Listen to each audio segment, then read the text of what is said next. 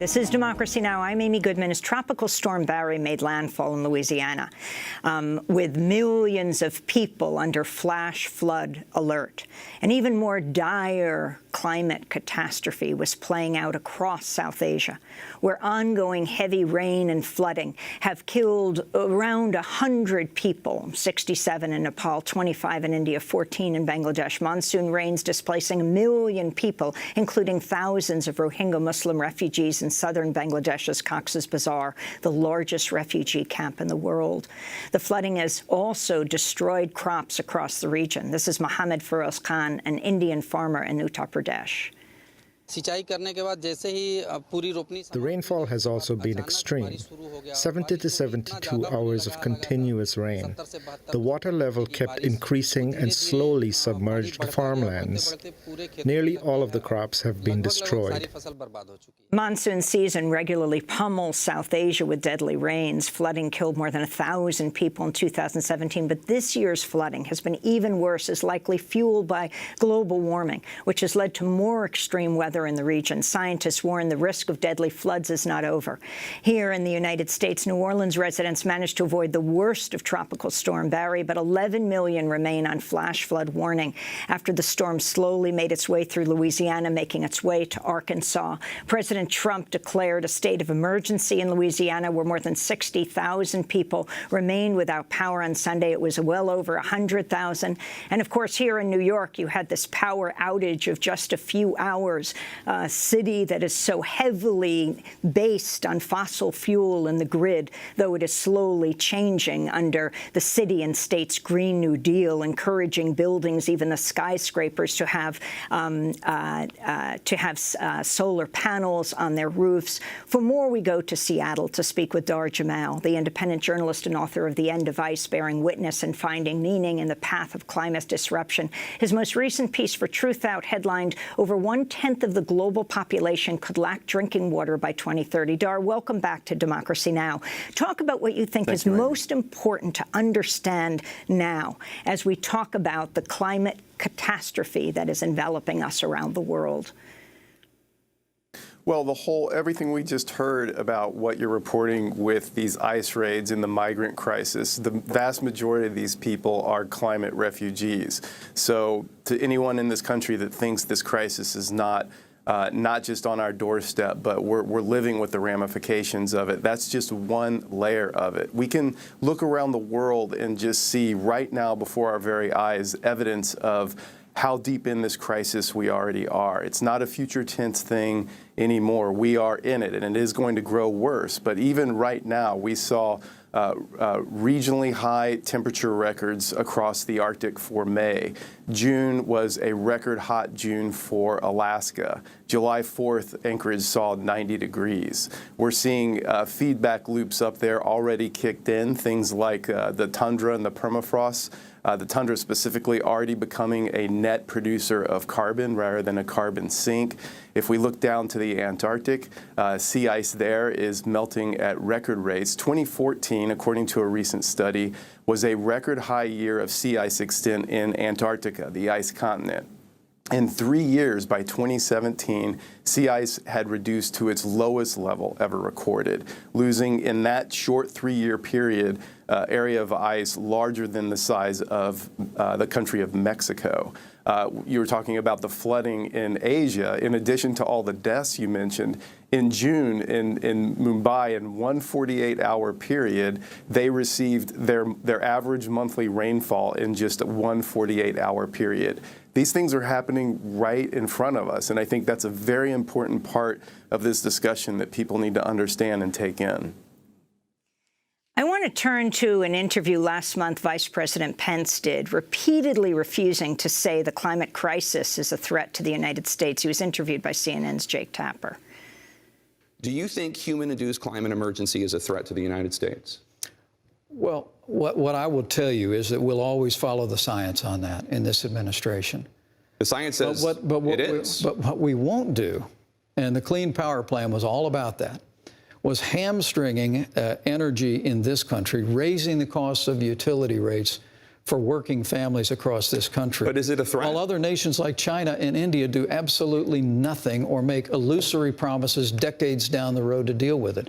You know, the truth of the matter is, with the advent of natural gas, with the natural gas explosion that's developing, with clean coal technology, we're seeing a significant reduction in carbon emissions all across this country. But is what people are calling a climate emergency, is it a threat? Do you think it's a threat? Man-made climate emergency is a threat? I think the answer to that is going to be based upon the science. Well, the science says yes. I'm asking you what you think. There's many in the science that the science community in your own administration at NOAA, at the DNI, they all say it's a threat. Look, what the president has said, what we've said is that we are not going to raise utility rates. So you don't think it's a threat, is all I'm saying. You don't think it's a threat. I think we're making great progress reducing carbon emissions. America has the cleanest air and water in the world. We'll continue to use market forces. We don't have the cleanest air and water in the world. I think we don't. Will you get back to me with some statistics to show we're making progress on reducing carbon emissions. There is the Vice President of the United States refusing to say climate change, that the climate crisis is a threat. Your response, Dar Jamal, as he says you have to look at the science. Well, it's certainly not a surprise that these fossil fuel stooges of this administration would react exactly as Pence just did. I mean, they have their talking points, they have their marching orders, and they're just simply executing them. Meanwhile, if we look around the world at what's happening, again, the evidence is right in front of our face. You know, there's so many Native American stories that have talked about what happens when we do not live in harmony with Mother Nature and what happens if we get out of balance with that. One of them that I've written about and discussed is a story from the Pitt River Nation told by Darrell Wilson of the Pitt River Nation of northeastern California. And just as an example, he talks about a spirit force called Mis Misa that lives inside of Akuyet, the mountain that white people name Mount Shasta. And as long as humans listen very carefully and comport themselves correctly towards that mountain and listen to that spirit voice, nature will be kept in balance. But if people stop listening altogether, and if enough people stop listening, then that spirit force, Mis Misa, will go away and stop singing, and everything on the planet will go out of balance, and life therein vulnerable to extinction. And that's just one of countless stories and prophecies that warned of exactly what is upon us. We industrialized humans have stopped listening to the planet. We've stopped living in harmony, and now we're living in the time of reckoning of that. And unfortunately, if we look at all of the science, this is just the beginning. Everything that we're seeing, everything that everybody knows about the climate crisis to date has happened from just raising the temperatures 1.1 C above pre-industrial baseline levels. We are looking at temperature escalations in the coming years, not even talking about 2100, but even by 2050, that we could see several times that amount of increase, according to some of the most dire scientific predictions. And so sorry, go ahead, Amy. I wanted to say a senior State Department intelligence analyst has recently resigned in protest after the Trump administration blocked parts of his written testimony to Congress about the dangers of climate change.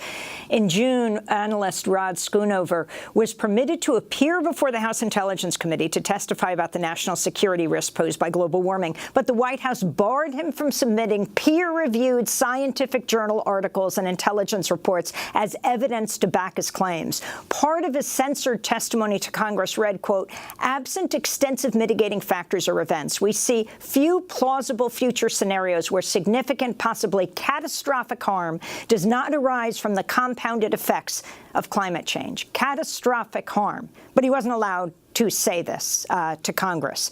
And I want to talk about some of those just catastrophic harms. One of those, which you most recently wrote about for Truth Out, over 1/10 of global population could lack drinking water by 2030. Tell us what you found. Right. That's according to studies and warnings coming out of the country of India, where literally half the population of the entire country is on track if things do not change. And clearly things are changing, but unfortunately for the worse. But on the current trajectory, by 2030, we're talking barely over 10 years from right now, half the country of India is likely going to be facing not having enough drinking water. That, the bigger translation of that, that's 1/10 the global population. That's on top of people already today that lack enough drinking water, on top of the fact that the UN is warning of tens of millions more climate refugees just in the next decade alone.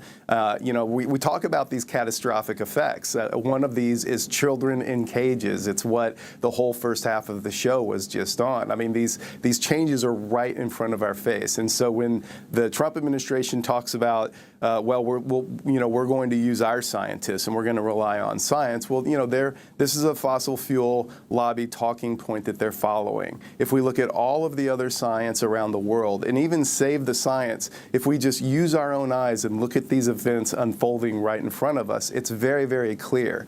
Now, Amy, when I published my recent book, this is the result of 9 years of intensive climate reporting and a meticulous research. And I went into the field and I went to the front lines with leading scientists and saw with my own eyes what is happening.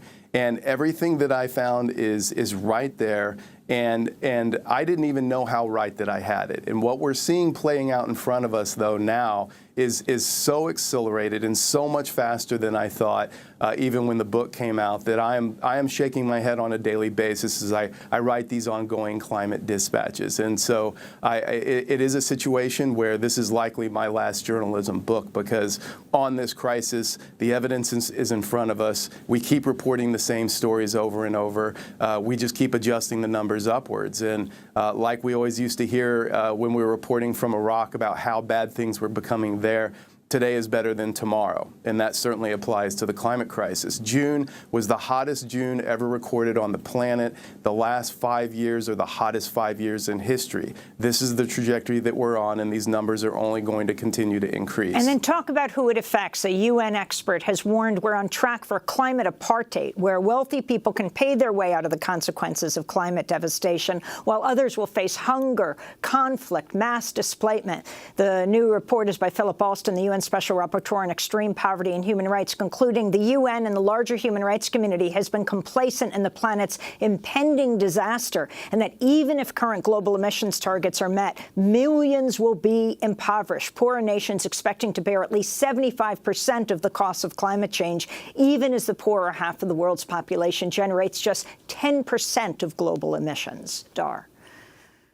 Right. I believe the numbers from that report are 120 million more people driven into poverty by climate impacts by just 2030. And that's on top of the people that are already there. Again, the evidence, you just spent 30 minutes reporting on the evidence and talking to these poor people who are fleeing their countries because they do not have food. They cannot grow crops. The support in their own countries to help them through this crisis, to help them find another way of living, even just basic necessities like food, shelter, and health care, is not there. These people are risking their lives to go to a completely different country to try to find help.